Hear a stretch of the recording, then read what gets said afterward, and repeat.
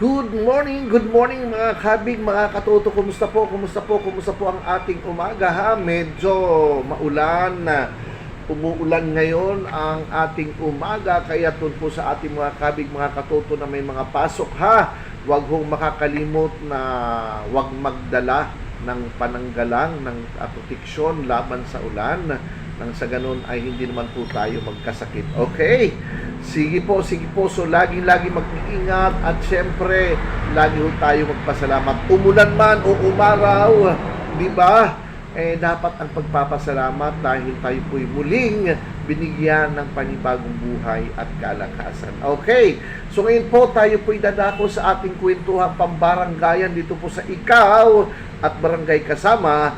Si Barangay Secretary Imog, ang inyong pong lingkod, na patuloy hong nakikiramdam, patuloy hong nagmamatsyag sa sitwasyon ng ating kapaligiran, lalong-lalo na po sa pambaranggayan. Okay, so ngayon po, ang ating pong talakayan, diskusyon ay patungkol po doon sa pahayag ng ating DILG Secretary na si John Vic Remulla patungkol sa pag-abolish ng sangguniang kabataan. Ano ho? Hindi na nga matuloy-tuloy ang eleksyon. Ngayon may panibagong may panibagong plano na i-abolish na lang ng tuluyan itong sangguniang kabataan, no? Ang dahilan na ibinibigay ni Remulla dahil aniya ay medyo bumababa ang participation ng SK ng kabataan, siguro pagdating sa una doon sa participation tungkol sa mga project siguro. Pangalawa, yung absences nung ating SK ng Sangguniang Kabataan, siguro particular doon sa kanilang tungkulin bilang mga SK officials. So ang sabi dito na from 60% na nag-a-attend ng mga meetings, ngayon 30% na lang ng mga sumunod na taon, so pababa ang trending ng mga nag-a-attend ng mga sangguniang kabataan doon sa kanilang siguro sa mga activities, sa mga meetings, nakalagay dito meetings So kaya't sinuggest ng kalihim ng DILG na i-phase out, tanggalin na lang itong SK, itong grupo ng ating kabataan. Siyempre, ang ating kabataan party list, ang ating kabataan party list sa pangunguna ng kanilang representative na si Congressman Rene Luis Co, medyo hindi nagustuhan ang pronouncement nitong ating kalihim ng DILG na si Secretary John Vic Remulla. So saan niya dapat, bakit pagdidiskitahan ninyo, bakit sisisihin ninyo itong mga kabataan?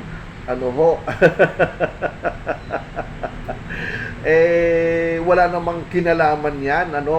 Totoo naman po, depende rin po kasi yan, mga kabig, mga katuto, sa namumuno, doon sa nahahalal, doon pa rin din tayo babagsak sa pagpili ng mga tao na binibigyan ho natin ng karapatan na maglingkod. At siyempre, may kinalaman pa rin din dyan ang pamunuan ng barangay na nakasalalay po doon sa pamunuan ng barangay, lalo na ng kapitan, kung ano ang magiging galaw nitong SK Council. Kasi siyempre, although may separate, may hiwalay na pamunuan ang SK na pinamumunuan niya ang kabataan, aminin natin hindi, kailangan pa rin din niyang under pa rin siya ng ating punong barangay, na mag-report, kumonsulta. Diba? Hindi kumot may sarili kang kapangyarihan, hiwalay ang kapangyarihan mo, sakop ka pa rin din ng pamunuan ng barangay. Kaya ang sinasabi ko, nasa pamumuno pa rin din yan. Kung ang punong barangay na atin pong naihalal wala hong pakialam, siguradong-sigurado ho ako, itong SK chairman, gagawa na lang ng sarili niyang diskarte. Pero, kung ang punong barangay mismo ay gagabayan itong SK chairman natin, ang SK Council, doon sa kung anong dapat gagawin, tsak naman nasusunod. Makikinig ang SK chairman dyan. Wag na ho nating ilayo dito sa amin. Sa pamunuan ng aming punong barangay Boy Timabag, di ba? Pagka sinabi ng ating punong barangay sa SK chairman, SK, baka pwedeng ganito, pwedeng ganyan, pwede bang ganito, pwede bang ganyan, isumusunod dahil yung SK chairman na napili talagang may commitment doon sa kanyang panunungkulan bilang SK chairman, di ba?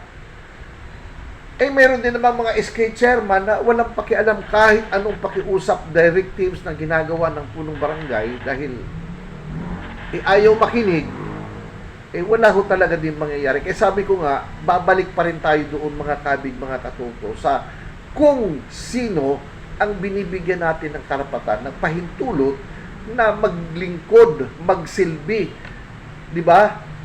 Sa pamayanan, kasama dyan ang SK Council. Dapat ho ay suriin natin yung mga ilalagay natin, yung mga bibigyan natin ng kapangyarihan na maglingkod sa atin. Nang sa ganun, ay wala ho tayong pinagsisisihan pagdating sa bandang dulo. Okay po? So, ako sumasang-ayon po ako dito sinasabi ni Congressman Rene Luis Co, wala namang kinalaman ng kabataan dyan, no? Dapat lang kailangan lang talaga na makakuha tayo, makapili tayo ng mga taong maglilingkod talaga sa atin na may dedication, no, na may puso sa paglilingkod, at yun nga, dahil hawak, no, dahil kahit papano ay may say pa rin din ang punong barangay. Dapat ang punong barangay na maluluklok din natin, mayroon ding ginagawa, mayroon din siyang tawag nito, mayroon din siyang pagsisikap na mapakilos din ang kabataan. Kasi mga bata yan, hindi pa gaanong ang kaisipan yan, kagaya ng may mga edad na, di ba? Lalo na't syempre wala namang experience yung mga yan, yung ating SK pagdating sa pamunuan, kung paano patatakbuhin. Sasandal pa rin din yan sa pamunuan ng barangay. So, ayun. Kaya't medyo nagkomento ang congressman ng Kabataan Party List, no?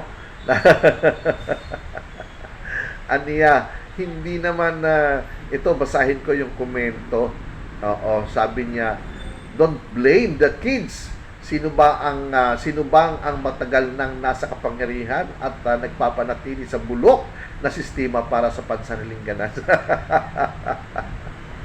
Totoo naman. Pero hayaan mo natin. Kasi karapatan din ng mga kabataan na mayroong maggiya sa kanila, maging isang leader na talagang maglilingkod.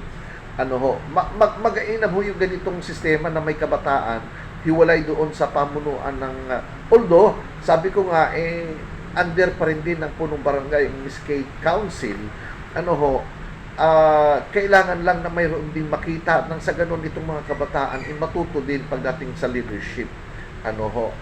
Alright. So mga kabig, mga katotod, kung kayo po'y, di ba, naging interesado sa ating pinag-usapan ngayong araw na ito, mag-like po kayo, mag-comment po kayo, mag-comment po kayo, mag-share, at higit sa lahat, mag-subscribe dito po sa ating Ikaw at Barangay, no, ni Barangay Secretary Emog, mga kabig. Sige po, maraming salamat po at isang mapagpalang umaga sa ating lahat.